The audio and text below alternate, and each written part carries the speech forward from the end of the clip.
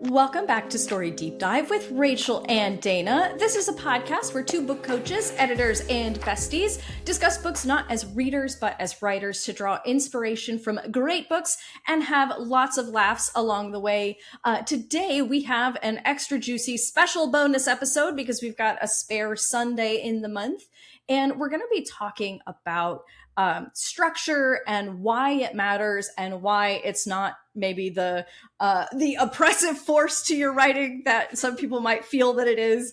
But first, as always, we're going to go check in with our friend Dana and see what she's got going on over at Danger Tale. So Dana, how are you doing and what's new?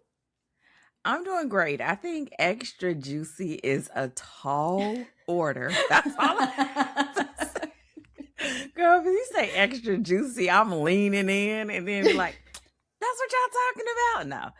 No. In general, I'm great. I'm great. I feel like it's been insane how fast this year is going. And there's something about trying to, I don't know, wrap my brain around it. I don't know why it feels like it's going super fast.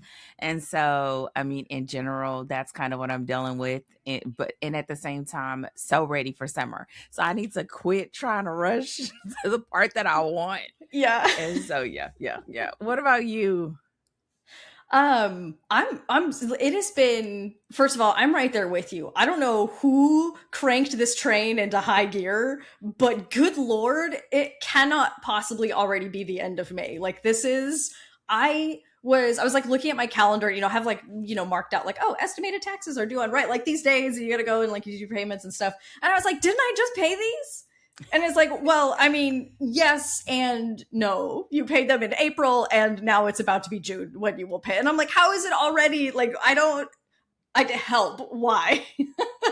And we've talked about this, I think, on previous episodes, but a lot of my clients have sort of wound up in the same place at the same time, right? So not everybody, but a lot of my clients are in their final push of before they're ready to either self-publish or pitch for agents, right? So one of my clients is releasing his book in July and it's coming up so fast.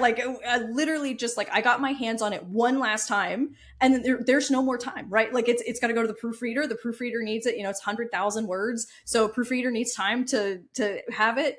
And then it's coming out in July. It's and it's so crazy because it's we met one more time and it was it's time, it's happening, this is happening, this is not a drill. And I have another client who she started sending out for agents. She got her first full manuscript request, which is super, that's one of those milestones that you're always right, because the way it works is you'll submit to an agent and after it's 6 to 8 weeks, if you don't hear anything, it's an assumed rejection if they don't and so you're sending out, you get a lot of radio silence, and then they're sort of assume that we don't want your, we haven't taken an interest or whatever. And then you hit the next milestone is because you normally submit, your first 10 pages or first X number of pages. So that first milestone is full manuscript, right? Request. And she just got her first full manuscript request, which was so exciting. It's a couple weeks into querying, maybe 3 or so weeks. So that was right. So we got that big milestone, pitching to agents. And I have another client who is currently working on his query letter, and this summer will be looking to start pitching as well. So a lot of clients in that really similar space, which also means I've read a lot of full manuscripts in very short periods of time. So that's contributing, I think, to the speed, because everything has to move, right? We're hitting that point of the process where everything's gotta go.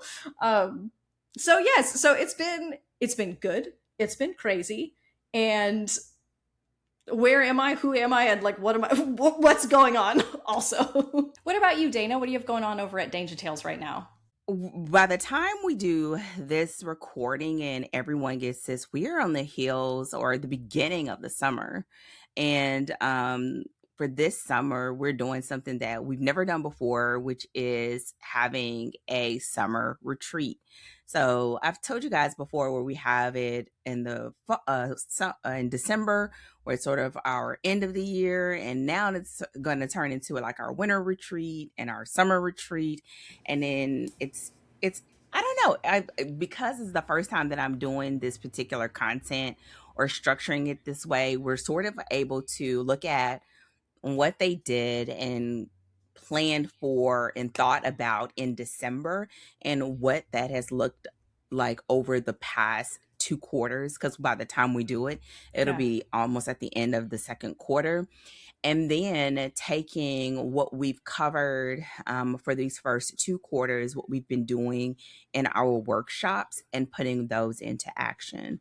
Yeah. So we'll be talking about their upcoming series, any adjustments or changes that they are looking at and doing for their brand, and how they're implementing that into their plans, whether they're changing their plans or if they're doing some adjustments in that way, or whether they're affirming the plans that they have. And so everything from the retreat and going into what we're doing over the summer. So I think it's going to be interesting, not as heavy hitting and planning focused like our winter, but more so of around the things that they're sort of learning about. I planned it like XYZ, and this is what it's been like in reality. And so now these are the adjustments that I know that I need to make or want to make. There is that part. And then the second part is we've been looking at how they are planning their series, how they're planning their releases. And so having specific workshops and sessions just on those things, so that not only will we be able to discuss them, but they'll be able to have a point of reference to go back in our replays to be able to reference as they implement the rest of the year and moving forward. So I'm excited about it. I'm always like a little bit on the nervous side until I land. Like I know what I want to talk about, but trying to fit it in the time frame. Yeah. But once I get that, it'll be in the pocket. But I'm looking forward to people being able to say, I planned all this stuff that I was going to do. Mm-hmm. And now we get to the midway point and I've only done one thing. Yeah. It's like I have 50, but I got one done.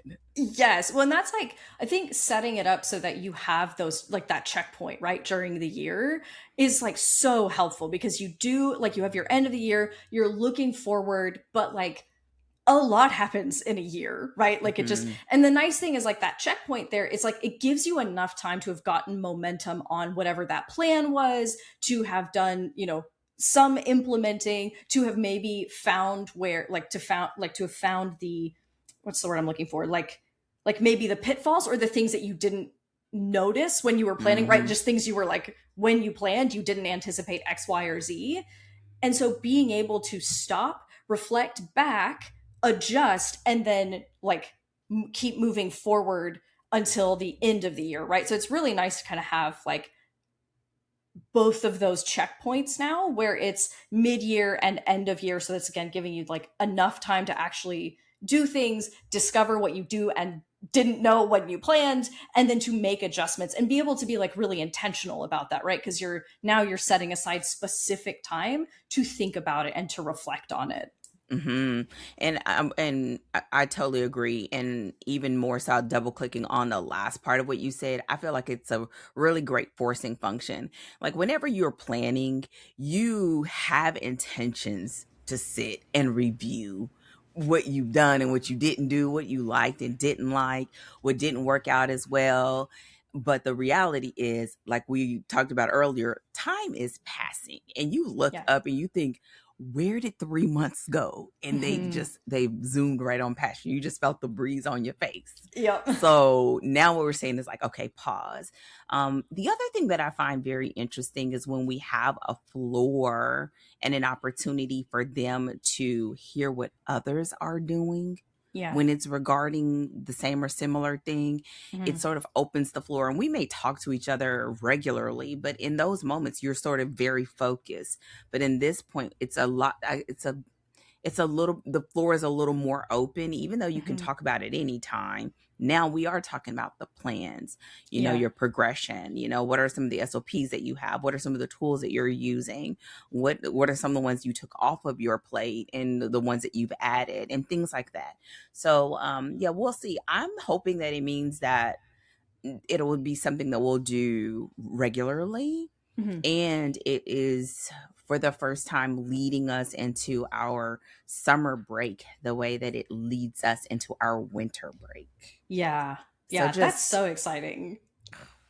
listen, getting a good flow is like 90% of the battle. That's so true. It just having those pockets in place and just getting it. So yeah, I think it's going to be very interesting. And I think once I kind of have those topics locked in, which I pretty much do, because I like to have like about a month or so just to sort of go back and forth, and then enough time to work on resources. And then they have like 2 weeks where they can have some time to tinker before we have our next like live in-person thing, which will come back in July. So I'm looking forward to it. Uh, Awesome. That's so yep, yep, yep. exciting. It is. It is. It's going to be even more exciting when I have the planning done. Because then it feels too much like I've had enough time to where I keep saying, oh, I want to do this. And then I want to do that. I'm like, Dana, if you do not decide, oh my It gosh. just keeps ballooning and ballooning, and you're like, you have a weekend. Dana, you get a weekend, and you have to give the people time to work. So, like, you gotta, like, slim it down for, like, what are the options? And then I'll get in and start doing the presentation deck, and then it'll be like, I changed my mind again. Like, but I'm not going to do that. I'm not going to do that. Oh my gosh. So yeah, so let's dive into what we got on the deck today. Yes, ma'am. Like I mentioned at the beginning of the episode, we're really kind of talking about like structure and what structure is for, what it does for your story. But also, one of the things that we were sort of talking about in the pre-show is that there is a little bit of a misconception about structure being formulaic in some way. What are some of the like overarching topics that you sort of want to cover today with regard to structure? Mm-hmm.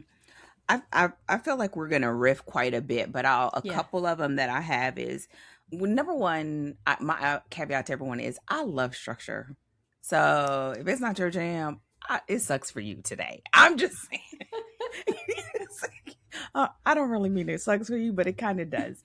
I just feel like as a person who usually deals with different genres and deal with clients at different points in their writing journey, having structure and understanding how it ebbs and flows based on genre, it really does help to ground you. And so that goes into my first point where I see structure like a cheat code.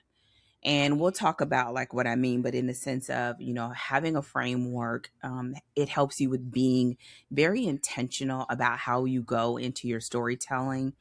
The other thing that I have is that structure, it can be a cure to feeling lost on the page. I mean, we hear so much about blinking cursor, blank page, the story that's going on in your head versus the story that actually makes it to the page.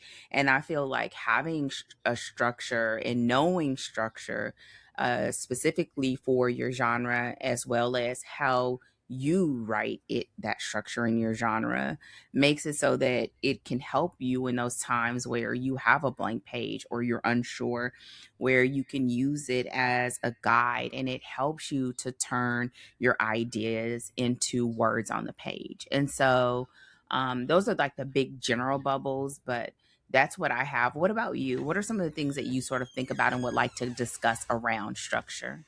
Yeah, I think ours fit really nicely together because I think of structure as like a way to serve your audience, right? Like structure is not like this thing that is here to like harsh your creative vibe, right? This is actually a way to take the story, like the vision that you have for the story you are trying to tell, and like support the audience's experience of that thing. So that's thing number one, right? It's like structure is a way to serve your audience. It is a way to be cognizant of your audience's experience. And then also this idea that creating inside of constraints is like a help, not a harm, and really connecting that to genre expectations and why they actually matter, and how they can again actually help you creatively and be a useful thing in your process. So do we maybe want to start by talking about structure as kind of giving you a framework and like to work within and sort of the cheat code that it provides you? Hmm. Yeah, sure. I said cheat code. I feel like here lately I've been on the cheat code kick, mainly because there are so many things that you have to do, so many things that you have to remember. You're thinking about the plot, you're thinking about the characters, you're thinking about the pacing, you're thinking about whether your tension is escalating enough. Like you're thinking about all of these things, and when you have a structure, whether it's one that is a beat sheet, right? The structure can mean that there is a predetermined beat sheet, or whether you're using a framework like the heroic journey or save the cat. Like I'm trying to name some. So if you don't, if you're like structure, I don't. It can be. It's a general term, but to each person, it can be something a little bit different. Yeah. And so having that can become your cheat code in that it really helps you to establish the container in which your story would be delivered in, Hmm. right? Like what is the beginning? What is your middle? What is the ending? When does that climax hit? When do those turning points hit? And the more specific you need as a writer to help you feel comfortable and confident in telling your story, well, then the more specific and more detailed you can ensure that your structure or the template that you use to contain your structure is. But what it does is help to sort of have that. I always think of it like having a blueprint, right? If you are building a house, no one goes in and builds a house just off of the top of their head. If they do, tell me what house that is, because I Let me look at that Zillow listing and see how it turned listen. out Just for the let house that you winged it all the way through. please don't. Okay. And so you use that framework almost as your bare bones and to begin to sort of fold your story around it. And what it helps you to do is it helps you to be intentional about your pacing, like when things hit, how they should flow.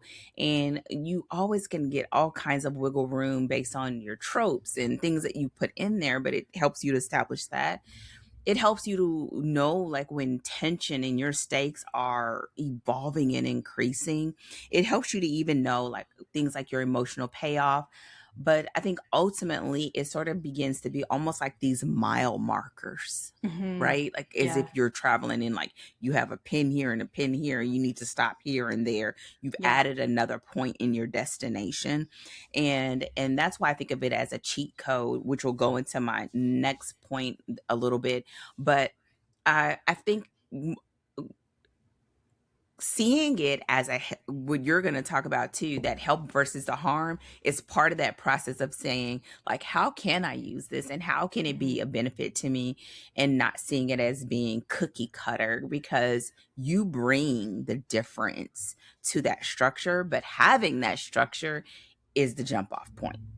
Yeah. Yeah, absolutely. Yeah. So I'll just go ahead and take the opportunity to kind of like piggyback onto like genre expectations in particular. And Hmm. again, those constraints as like actually like a tool that helps, right? So I think the thing is that like inside of genre expectations, you can actually like explore just about anything, right? So it's like it's not like because this is what an audience expects from, for example, the crime genre or the romance genre, like that doesn't mean like that becomes the avenues through which you are exploring whatever it is that you're interested in exploring within the book.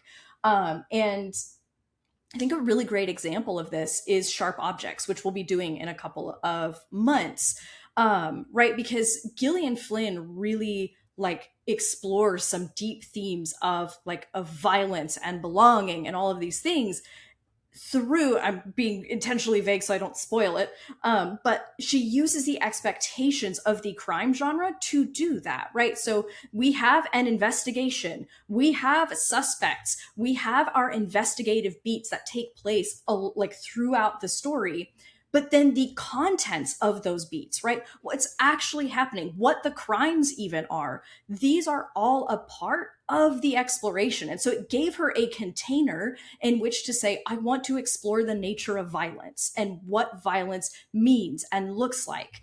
And then that structure gave her the like, okay, well, here's what like sort of needs to happen in a broad sense. And now I give specificity to those things through the themes that I'm exploring. And genre expectations give you such a fantastic way to do that, to give you some kind of like some buckets to put your ideas into, and to kind of almost like give you a something to kind of like pass your ideas through to bring that to bear and the like for the audience. And so again, seeing those constraints not as a hindrance, but as actually like a means to express what you want your story to express. Hmm. I think that is also so helpful because there are times where you have the general idea, but how you can get them from the beginning to the end starts getting a little bit hazy. Yeah. And that's for anybody because a lot of times your mind thinks of the big moments, but the reality is you got to have the connective moments in between Yeah. that. I don't know why it always makes me think of connect the dot. I used to love doing Hmm. connect the dots as a kid. And it makes me think about that. And now as an adult, well, people always say like the fastest path between 2 points is straight line. Well, you may think I'm on a curly cue kind of day, right? You may want to loop the loop. And it's okay, but it can also help you, again, not being a constraint, ensure that you still hit your mark, Yeah. right? Or you could begin to have a conversation with yourself of, okay, I know I have to have a moment where I am reviewing my suspect pool or Hmm. whatever. Well, how do I want to do it in this story through this lens? And Yeah. it brings up the next thing that you need to consider because you know that it should be there. Yeah. And that's what the framework provides you. It's almost, I always think of it like a fancy checklist, right? It's a Yeah. checklist. And so I think that that's great when you look at it as not being a hindrance, but as it being aid. And the more you refine it for yourself and your stories, and the more like my structure, y'all, it is marked up, it's in sheet protectors because it has been through it a lot of times. But right, it's been through. But what happens is like it helps you to sit, and there are times when I just sit and I look at it because I need to kind of chew on. I can start seeing like where I have gaps or where Hmm. I'm not sure or where I need to insert some questions to help myself mold the story.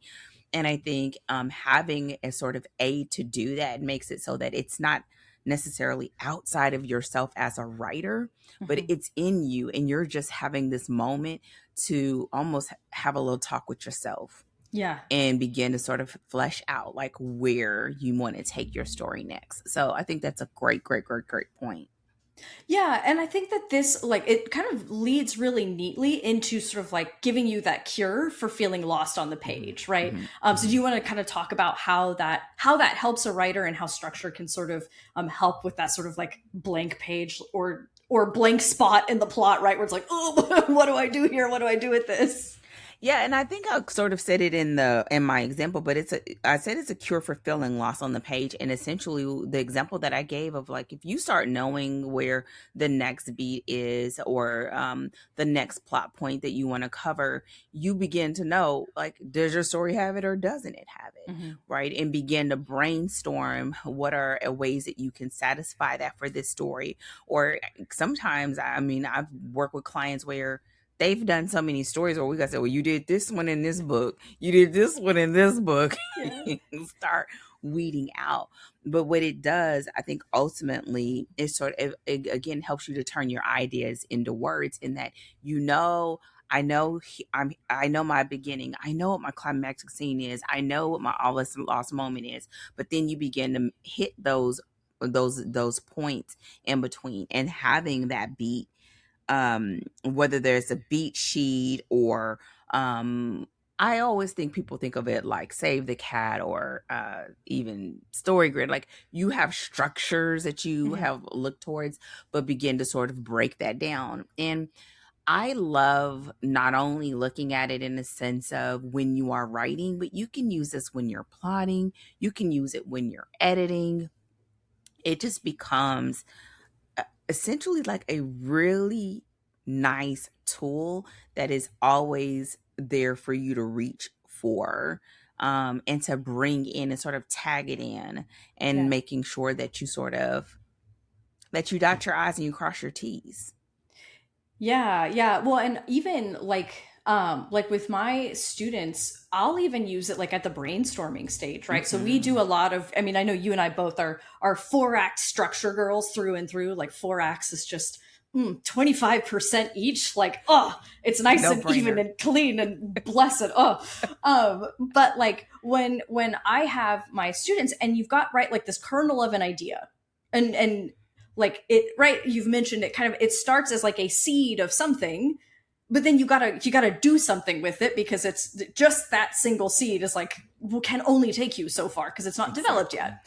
And so using like so what we'll do is like we'll take the 4-act structure and say, okay, if this is the sort of what act 1 is supposed to do, like what kind of stuff could happen in act 1, what kind of stuff could happen in act 2 based on what we know about how each individual act functions, and even use it as a springboard for a brainstorming exercise just to give you like if you've got a kernel of an idea and it's not fully developed, to help you start thinking about what kind of stuff can or should happen in my story. And it gives you a place to start because now you have like some kind of heuristic to kind of like jump off of, or some kind of like, well, if these types of things again are like or if this is what my climax is, what kinds of stuff could lead up to that moment, right? And it's just giving you a way to actually get into that idea and start pulling out what's in there because now you have some kind of idea of maybe what to look for. And what's amazing about this that I like to remind students of and clients all the time is like, that's just the beginning, Yeah. right? When you really allow yourself to go through that process, a lot of times you're going to realize, like, okay, that was obvious. Especially Yeah. when you're doing crime stuff or whatever, like, okay, that was obvious. But it already gets the obvious out of your head and you can just toss it aside. Another thing that does a really great job of is if you're someone that you have issues with escalation Mm-hmm. and really ensuring that there are really strong turning points in your story, sitting back and looking at that and looking at the ideas that you've come up with, and you're like, you know what? I need a little bit more juice here. Mm-hmm. But you Yeah. don't know that. And there's something about being able to look at it at this level versus looking at it with 100,000 word manuscripts Yeah. for you to realize, okay, girl, you were just spinning in circles right here. What was you doing? You were just Yes. chasing your tail. And Yes. and so it really becomes this way where, again, a guide, it's a lens, and it can help you to sort of coach yourself into leveling it up, Yeah. of Oh yeah. saying like, you know what, I could do better here, or I would like this to be stronger, even if you don't know the answer yet. Yeah. You sort of have begun to carve out space for it to live, and you can even keep moving in your planning plotting process and then come back as Yeah. it sort of starts begin become clearer to you.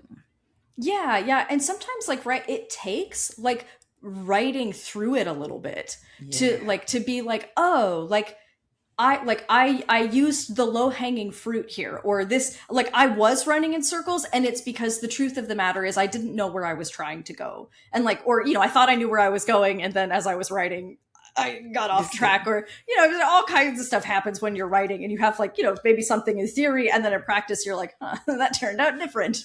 um and so having like almost like something to compare it to, right, to like hold it Mhm. up to be able to say, if this is what the second act is supposed to do, did my second act do this? And it gives you a way to kind of measure like, oh, now I can see why it drags, because I can see that we had it wasn't escalating, or I missed this particular beat, right, that was essential to getting us to midpoint, or those kinds of things that allow you, even after you've written through, to then, right, to use this like that editing tool to be able to hold it up against something and have something almost to compare it to. Hmm. I would even say too, it is especially helpful if you know that you are a writer where that is a problem area for you. Yeah. Right? It's like, don't run from it, baby, run towards it. Right? Like, Yes. let it help guide you and help you with that pacing process and that identification process. I remember recently I was talking with a client and she was really aiming to get her first draft done by a certain time, and she was sort of stuck on a couple of areas. And I said, you know what? I want you to go in and put in those chapters that should be there. Even if you have nothing there, it's okay. Hmm. Just say, in this chapter, this is what goes here, and keep Yeah. going.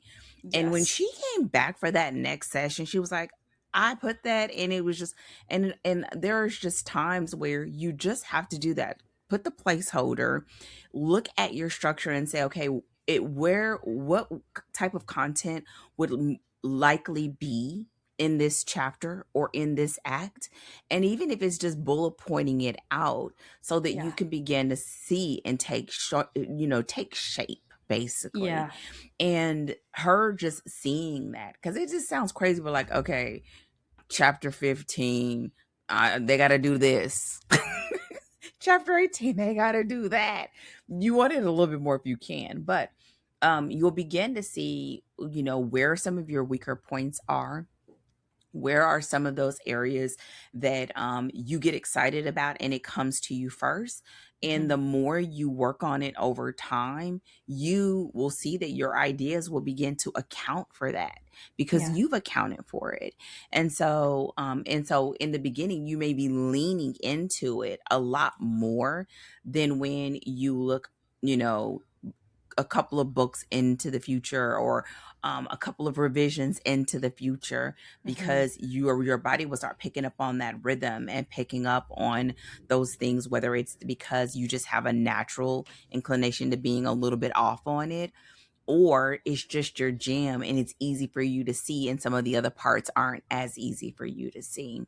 Yeah, yeah. And I want to just like, I want to make sure that if there's something that like the audience, I hope that the audience takes away many things from this episode, but I do want to like sort of highlight a tool that like you just talked about. I'm always counseling my writers to use when they get stuck. It's like a placeholder, especially in mighty god that first draft, like that is you, the placeholder is your friend. I know that like sometimes we are like, oh, like I don't want to just I like sometimes we resist that, and I don't know what it is, that maybe it's like because we're like, I do the whole thing, I don't know.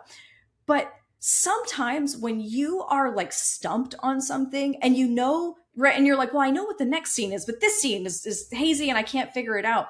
Just putting something in there that says this thing needs to happen here, and then moving on, that is a tool that will save your life. Because a lot of times, then you go through like you finish writing through the draft, right? Rather than spinning out on this thing where you're stuck, and then once you see the whole thing together, it becomes a lot easier to be like, oh, obviously this thing goes in here because this is what came before, this is what came after. But sometimes you need, number one, the distance from the thing, and two, like the whole story. And you kind of have like the benefit of the whole thing to be able to say, oh, clearly, like this is how I can fill these in. So, like, don't don't run from the placeholder, run toward it, because that's actually a really useful tool in your toolkit, again, especially during those early drafts when you're working out your outline on the page for the first time, right? You're seeing the dang thing for the first time, and some of those things are hazier than you thought they were at the outline stage, and to not let those things spin you out, but to give yourself a nice placeholder and then move on. Like that's a really, really useful tool. And I will say a note for people who are writers, that it must be sequential. I don't write out of order. And Mhm. I so I it's very rare. I can see scenes, but I do not jump around just Yeah. as naturally. So even having placeholders, or as you have that placeholder, begin to ask yourself questions like, what if? Yeah. Or even, okay, I don't know XYZ, but I do know this. What are Hmm. the things that I know? Yeah. And then sometimes it's just to like throw a curveball. I'll say real quick, like, what's a curveball or what's the ape shit twist thing that I can do here? Yeah. That just to kind of get it going so that I am still moving forward, being that I don't jump out of order. Hmm. Um, but it can still serve the same purpose, because it can be something as small as, I don't know, Coffee Girl A, because you don't have her name and I Yeah. love naming. So you don't have a name. Or it can be as much as, I'm going to talk about this business, but I need to go in here and find more details of how this business connects with blah, blah, blah, and putting Hmm. that in a bracket. Yeah. And it is so satisfying to do a control find and go find those brackets and Ooh. begin to fill them in. Yes. Oh my gosh. You're like, look at all this fresh, good information I can just stick in there. Oh my gosh, love it. Oh my god, that sounds like the nerdiest thing, but it is. And so, but a lot of times you won't know that if you don't know. It's like realizing that what you don't know, right? This helps you to know what you don't know, Hmm. because you know what that container looks like and you begin the process of figuring out what it takes to fill that in. Yeah, yeah, absolutely. And then the last kind of like point that was sort of on my list was just that remembering that like structure is a way to serve your audience, right? Like Yes. structure is something that you do almost like it will help you, the writer, but it is also something that you do. This is sort of a silly way to say it, but like as a courtesy to your audience, right? To like deliver the story you want to tell in a way that supports the audience actually having the experience you want them to have. So that structure, right, is helping you do things, and we've already talked about this, like escalating your stakes so that they actually build towards something, and your audience doesn't feel like they're running in circles, right? Where the story goes in circles, and they're like, what am I supposed to be understanding from this? What am I supposed to be taking from this? Right? External conflict that supports the internal arc you're trying to explore, right? Like structure gives you these things, and also helps you to fulfill the promise that your book made, right? So if this is the thing that you're like, I'm taking my audience on this journey, structure actually helps you fulfill that promise to them so that they experience the thing that you set out to deliver to them. Mhm. And so again, it's not trying to harsh your creative vibe. It's actually to support your vision. Like that's what structure actually does, is help you build the thing that you are trying, the final product that you want. Again, themes, character arcs, whatever those things are that you want your story to do and explore. Structure is how you explore those things and like enable the audience to explore it with you through the story, because it helps them to track and follow, and like ride the wave in a way that's satisfying and fulfilling. So that is like, I think one of the things that it's easy to miss about structure is like, this is like a service to your audience as well, and that applies to genre expectations as well, right? Like if you're advertising a crime story, your audience is like, I can't wait to read a crime story, and then you don't give them the genre, you don't fulfill the genre expectations, then they're also not going to get out of your story whatever it is that you wanted them to get out of it, because they're going to be Mhm. distracted by the fact that it's not fulfilling the sort of the genre contract, that is established for the genre. Mhm. I was recently working on a essay sort of talking about this, and it turned into us having a workshop, and it was around, stop trying to write something different, right? And a lot of times we think the difference is straying away from the structure. Hmm. That's not the difference that you want. You don't want Yeah, somebody doing the neck snap yeah, because you did something off the wall. You would rather it be that you give them what they're looking for, but you do it in a way that only you can do it. yeah. That's so And good. that allows you, like, knowing what that structure is, looking at what those expectations are and nailing those, and then putting your sauce on it. It's how we do it. It's not like, oh, you want a crime? I'm not even going to have clues. Like, Yeah, no. Right? right. Boy, do I have a surprise for you. This isn't a crime at all. Oh, Plot no. twist? No, don't do it. That's not the And plot twist we want. not at all. And we're being silly, but it's like that a lot of times when you feel the pressure, right, to create a story, especially if you're in a space that there's a lot of great stories being told and you feel the pressure of comparison, that you think like removing away the structure or doing something different is how you do it. And I think it's like, no, and you nail it, and then begin to make strategic choices intentionally.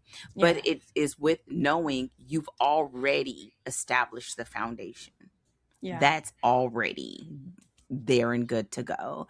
And honestly, I feel like the other part of what this does is it sort of frees you up as well to be able to give that energy to those extra creative bits that Yeah. you really want to sink your teeth into, that you can figure out what are the things that are my jam, and I can really lean into those without feeling like you're compromising the Yeah. reading experience for your readers or putting undue hardship on yourself when you're writing. Like, Yeah. this does not have to be, we are not curing anything, right? Yeah. Like, other than boredom, right? Yeah. And so allowing yourself to be able to enjoy that process and sort of have some guardrails, if you will, as you go through that process. Yeah, 100%, 100%. Yeah, it's interesting when it's so good to like innovate in a genre, but when we talk about innovating, I think sometimes we like think we focus on like the wrong things, right? Of like where that innovation is coming from. Now, what if you're going in hardcore literary, like that is going to look different, and what innovating means and looks like is going to look different. But we work pretty much exclusively with commercial fiction, and so that means that there are structural expectations, and that again, those are actually really good, and the opportunities to innovate are many and varied. And so, but we kind of want to look at like off the wall places, because again, we're sort of like, I gotta do something original, so we look sort of in like all kinds of random places for that, rather than like innovating like through the structure, inside of the structure, and like you said, finding those things that are the things that you love, the things you are especially good at, and like leveraging those inside of the structure to be your sort of like standout, your special sauce, your sort of whatever special recipe, whatever that is, right? And having that thing that sort of people can identify as like, this is what makes my writing, while still delivering on those expectations. Mm-hmm. And even when you have those areas that are not commercial, right? The way that well, it's kind of like saying when you know, but knowing structure is a part of that process. Like knowing Yes. that this is where you have wiggle room, or this is where you want to lock in. It is a part of that sort of very sacred reader-writer contract, right? And what we are navigating. And it's also part of being able to turn someone from a casual reader into a fan. And very few people are going to be a fan of something where you're just doing something out of left field. Now, there are some people that get away with it. Like there are some things that are just like, what in the world? But with that comes its own cost, and you just have to count the costs. And it doesn't mean that you don't do it, because there are some people that you just won't. But for many, you do want it, and you're getting in your own way by trying to push it away. And we're saying, don't push it away. Use it. Right. You let it be your whether it's your cheat sheet, a little bit of a crutch, or a little bit of your foundation, like whatever it is that you need that allows you to have that sense of support, and that allows it to you to use it as a guide. Do it. Because the best do it. I think it's just over time when you're newer and younger at it, it feels more concrete because it's a book, a structure, a Yeah. document, or whatever. And the more you're writing, it becomes natural. It's like Yeah. breathing. For sure. And people mistake that for being that you don't have structure, but you Hmm. do. You Yeah. just, it is innate in every, when you think of an idea, it's already placed Yeah. securely where it should be. And that comes with time. Yeah, and that's yeah, just like you said, that's the more you write, the more you get comfortable with the flow of story, that cadence and what it feels like That to, rhythm. hit those beats, escalate the stakes, like that stuff. And I just want to make it again clear for the audience, that does not mean that you write your first draft and it's a freaking banger. Like that's not the that's not what that means. It means that you have a feel for how story works and how you work, and then you are able to write, and then you're also able to evaluate when you did and didn't hit it, and you can feel when it's wrong, and it becomes an intuitive process. But that doesn't mean that it just comes out like, it's just perfect. Like, again, established writers still revise, right? And you still will write something and be like, that didn't that wasn't, I know what needs to be here. This didn't fulfill that thing, right? And those intuitions, you start to develop that and your writer's Mm-hmm. intuition. And I think so many writers, they already have a lot of natural intuitions. You develop additional ones, and you also learn how to recognize it and listen to it. Mm-hmm. Where like you develop the ability to say, is this the crazy voice of fear, right, or overwhelm or comparison, or is it my writer's intuition saying that scene needs to be different, right? Like, and you learn to differentiate between those two, and develop that sort of contact with story flow, and how it feels to write your story, and what that structure should feel like when it's working properly. Yeah, and what we're talking about now is a part of that process, right? Because Mhm. a lot of times, what will happen when you don't have a structure that you're looking at, you are writing and rewriting and you're doing it blindly. Yes. You're a lot of times just pushing words around and playing with sentences, and you are not getting to the core of what the issue is. And Absolutely. sometimes having that structure helps you to say, oh, I was supposed to do this. And if you are you've read well enough, you've studied well enough, you will then in your mind begin to catalog whether Yeah. it has been from your stories or other stories what this meet cute looked like, Yeah. as an example. And Hmm. then it helps you to then begin to finesse your writer intuition. And so now that feeling is paired with, oh, this is what I did, this is what I was aiming for, now I can begin to strategize, how do I bridge this gap, right? It's sort of like when you were talking about that, it makes me think about if you're trying a new recipe, and you are cooking something, and you're just like, when you finish that recipe the first time, you're not thinking I'm a chef. It's Yeah. like, nah, baby, you just follow the recipe, right? No, not yet. But you're on your way to being, very knowledgeable and being able to make things your own. But it's Hmm. because at first you sort of held to the structure kind of Yeah. tightly at first, and then you can loosen up, and knowing you still hit your marks and have some curly cues between those points versus straight direct delivery. And you can Yeah. begin to use those spaces in between to really serve your story and serve your style. And that's when you really start playing, you know what I mean? And having a real Yeah. good time. Yeah, absolutely. Absolutely. Awesome. So before we wrap today's episode, are there any last points you want to hit? Any things you want to make sure that we mention before we wrap for the day?